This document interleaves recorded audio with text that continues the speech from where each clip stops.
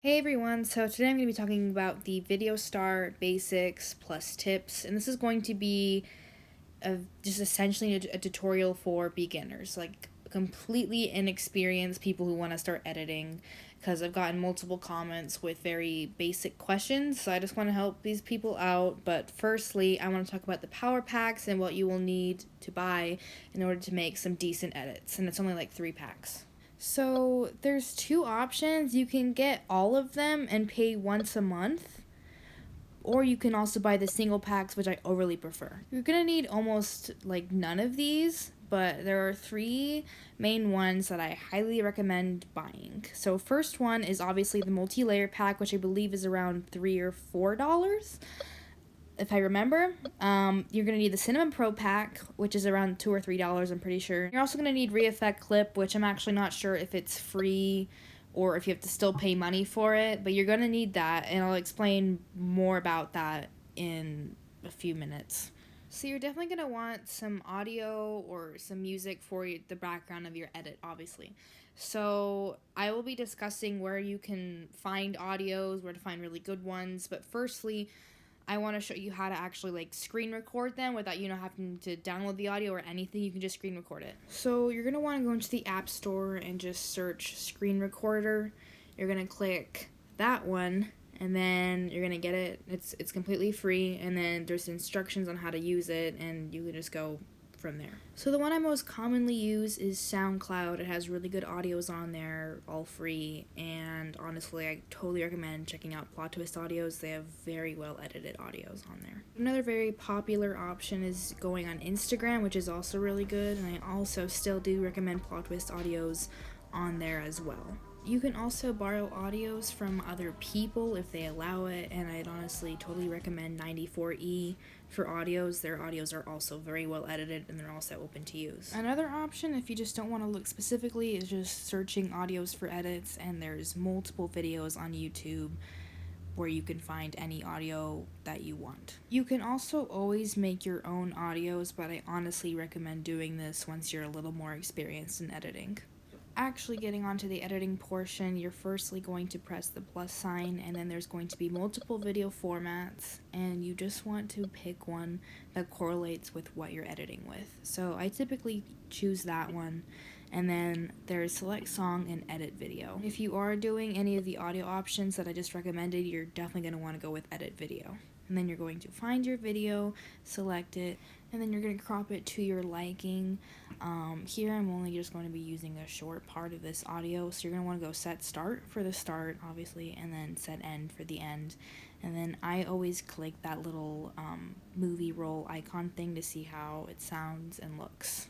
And then you're just going to click make video, and it's going to process, and then you're going to have your little thing. So here you have your audio, and you're going to add all your clips in here and stuff, but the first thing you're going to want to do is split your clip. Now there are 2 options. You can either do quick split scene, where it's just that, and I usually use that for quick splitting, and then there's multi-split, where you can set little marks on where you want it to split. And as you can see, there's little triangles there. That shows where the beat is, and that's typically where you're going to want to put the marks, so it just looks best when it's on beat. Now it really just depends on what you want to do or where you want it to split. Here I just let it split wherever the video was splitting because I wanted it to be like that, but you can do it however you want to. It just depends on what you're looking for. Now once you have that, you're going to insert your clips. So go to new, and then go to, there's multiple options. You can either choose import video or import photo. I'll be showcasing both. Firstly, I'm going to do import video, and you're going to go find your video if you're using a video. So I highly recommend using videos when you're, for example, editing a movie or show, because it just looks a lot better and nicer, I guess. But here I'm using a picture, so I'm just showcasing how to do the video. You just have to crop it where you want it to, set the start and end like you did with the audio. So now that you have that, you're going to want to go to the next split clip, and right here I'm going to import a photo, and importing photos is a lot easier. All you have to do is just get the photo in center where you want it to be, and right now I'd rather use photos because I'm editing a webcomic, so there's that. And here I'm just doing the same exact thing to the third clip. So you're just going to want to do that depending on whether you're using a video or a photo. So now that you got your clips, it's time to actually start editing. So you're going to want to go to your first clip and you're going to click new, and then you're going to go to multi-layer. Now this is where you're going to be working on all of your edits. This is just the whole workshop thingy. Now that little color hue above all the layers is just going to be the background of your edit. And I typically would recommend using black for this when just editing normally. And then here where I'm pointing, those are more advanced features I'm not going to cover yet, and those are all of your layers. You have a total of 15 layers. That is whether you want sound or not. These are mirrors, which are extremely useful. Then there is the colors, and there is the layout, which are both pretty useful when editing. I will go more in depth on colors later. Now here I just snapped a quick photo, and then over there that little scan thingy is where you're going to be inserting all your QR codes or creating them. Now when you click on the first layer, you're going to be getting multiple options at the top. When you click photo, you can just insert a photo through multi-layer if you'd like to, and then there is also an option to insert a video in that plus sign in the corner. So you're going to click on that one again, and then you're going to tap on the clip that you're going to use. And there's going to be multiple options, but here we're going to click edit keyframes. Now this is going to be where you're actually going to do your editing. So there in the corner are going to be your more advanced control. You can decide to turn on the grid thing, which I don't usually use that, but it can be useful. And then there's that hook, and then there's the arrows. The arrows can move your clip around, and the hook will do this thing where you can make the center of your clip where the circle is. So when you zoom in, or when you rotate it, or when you do your paths, it will go into that where that circle is pointed. No matter where it is, it'll just be centered there. And it can be really useful in multiple cases. Okay, so now that I've gone over the advanced controls, right now I'm just clearing the layers so I can restart. So you're going to want to go back to edit keyframes, and then you're going to have the rest of the controls at the bottom. There's opacity, which will just make your clip transparent. There is zooming in, where you can just zoom in or zoom out. Then there is rotation, and you can rotate that left or right. Then there is like flipping it, I guess, and then there's here turning it sideways. Don't really know what to call it. And then there is paths, where when you make a path, you usually have to make it not at the beginning, and then there you'll see the dots, and that means that you've just made your clip move. And then here there's layout effect, and there's color. So since I'm on an iPad, it looks a bit different, but the only difference is the fact that you have to click opacity to get the layout effect and colors. That's literally the only difference. So when you go back, you'll see an option that says layout. You'll click on that, and there's multiple things there. I just showed this, and these can be used as transitions. So when you go to edit keyframes, you can change how that layout effect looks with that little scroll thing, like the other options on there too. So right next to layout effect will be color effect, and when you click that, that will be completely different. So here I'm just using Pro Blur as an example, and when you click layout effect, color effect will appear, and you can also adjust that however you'd like to. So now I'm going to go back, and I'm going to discuss a few of the options. There's center layer, but you can always do that by going back to the canvas and double tapping. So I'll show you here. Double tap, it's back to normal. Then there's show other layers, which you'll probably need once you have multiple layers. And then there's hide dots, which I wouldn't recommend doing, but there's that option too. Okay, so now I'm going to show you how to make a basic zooming in transition, and I'm going to try my best to explain how paths work since they're very necessary in my opinion. So first I'm just going to zoom in and show you. So you see that little line thing there in the square? So you click that, and there you'll get your paths. And you can do that with paths, or you can do that with rotation, with opacity, with layout effect. You can do that with any of these controls. So paths are essentially available with anything. And then you can also set down marks with those little arrows next to the lines, and those can be pretty useful. So here I'm actually going to start zooming in. So you're going to want to zoom in around 145 to 150%. Go back to your paths, and then there's multiple options. You're not going to use most of these. There's these two, which are commonly used, and I still use those for some things, but you're not going to want to use them for your most basic transitions because they're a little slow, they're not very good. So I'm going to teach you to do custom graphs, and this is where I'm really going to try and explain it properly. So you're going to want to click custom on there, and there you can insert QR codes for graphs. But yeah, you're going to want to put around 4 points, depending on the length, 3 or 4 points. And it can go slow or fast depending on how you position your graph. So here I'm just positioning it regularly. So here I'm just kind of like making a regular custom graph. This is just a fairly average one, and this will just be kind of like a regular one that you use. And that little space there will show when your clip starts moving, so it'll start to like move right at the beginning if you put that little space at the start. And that graph there was just very basic. And here I'm going to try and I'm just going to try to show how it looks when you just don't have it move at the start. It'll just do something like that.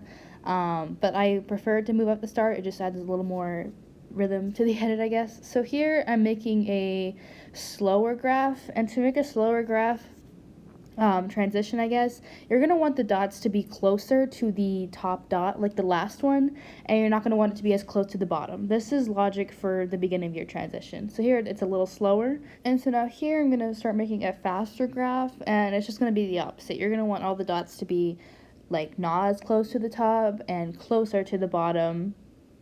And I usually prefer faster, but it honestly depends on what kind of edit you're making. If I'm making a slower, softer edit, I'll definitely do the slower graphs.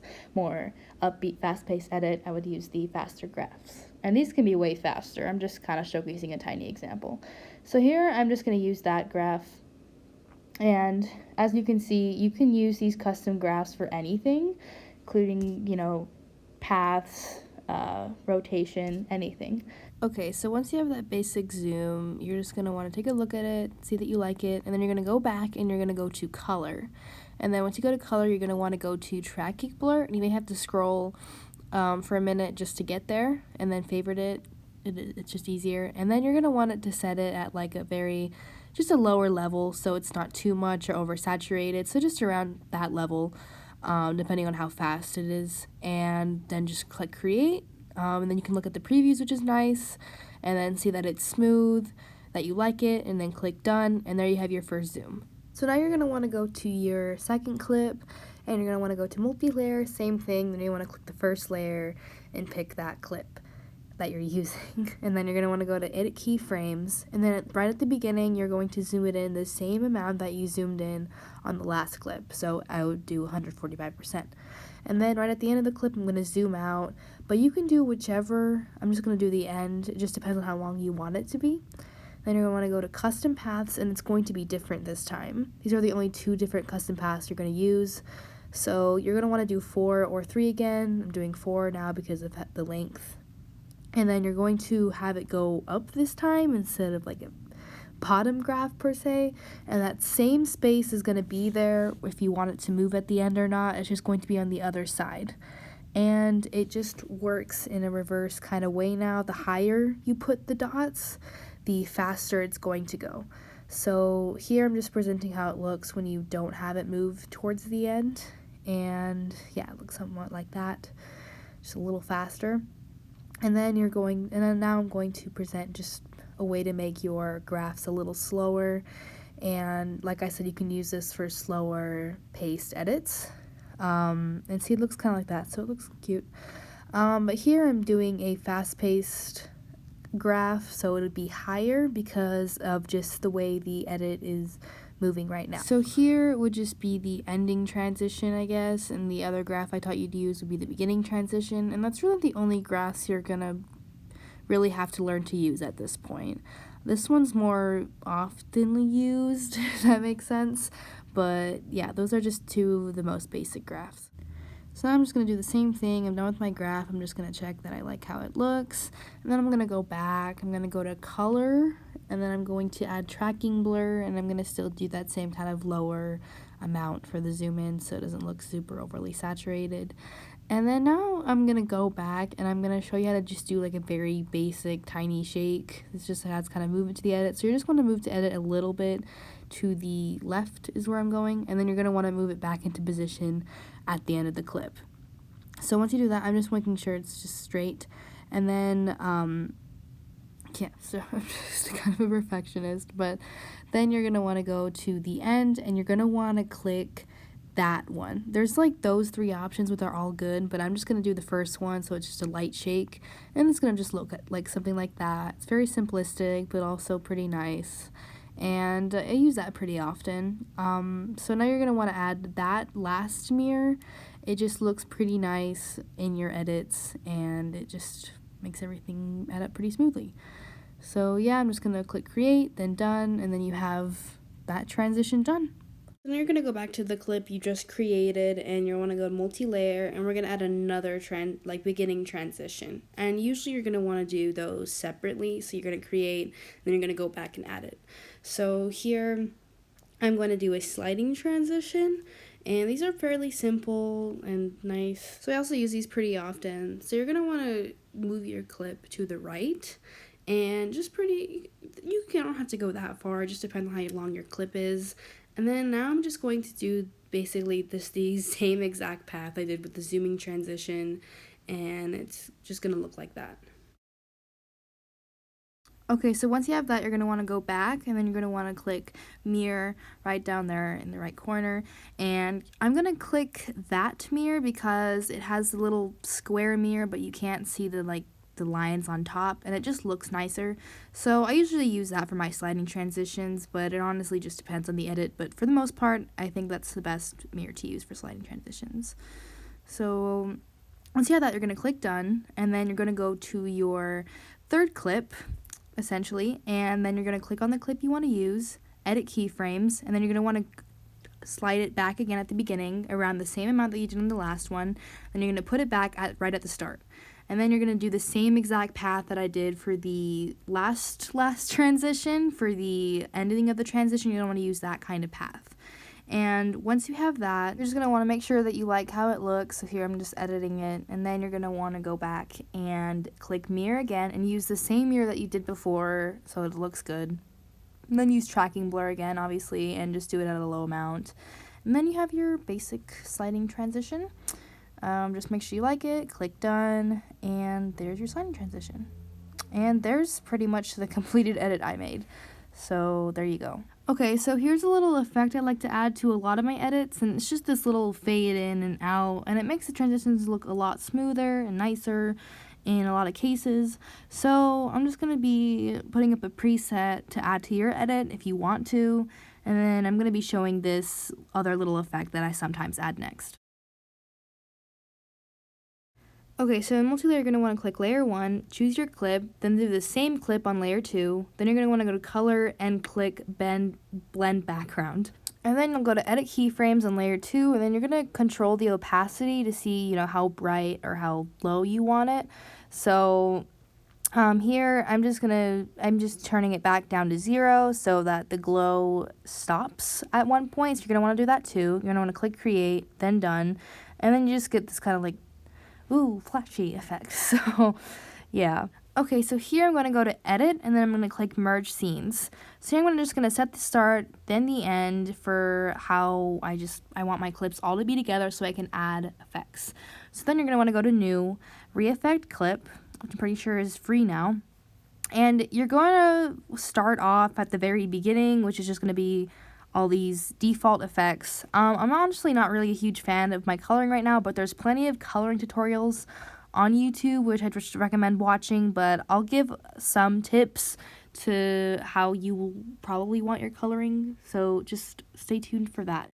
Okay, so here's just a little effect I recommend adding. So you're going to want to go to the plus sign, and for this, you're not going to want to use black cream. It just looks kind of bad. You're going to want to go to the paintbrush, and then you're going to want to go to Vignette Pro. So you have to scroll a little bit for that one, and you can of course search for it as well, like I'm doing here. So you're just gonna want to get that one, and it just looks really nice and professional, I guess. So I like to use that one, and you don't want to use it all that much. And I just forgot to turn the black frame off, but you're not gonna want to use it like super high, just depending on what kind of edit you're making. So here I'm just doing it kind of like minimal amount. Once you're happy with how it looks, you're just going to want to obviously click quick effects, and then there you have your effect. So that whole thing's going to be edited. So now I'm going to go into multi-layer, and then here I'm just going to choose the first layer, then the most recent edit, and then I'm going to go to color, and here I'm going to pick edge blur. So I put it all the way to the bottom. I just think it looks nice there.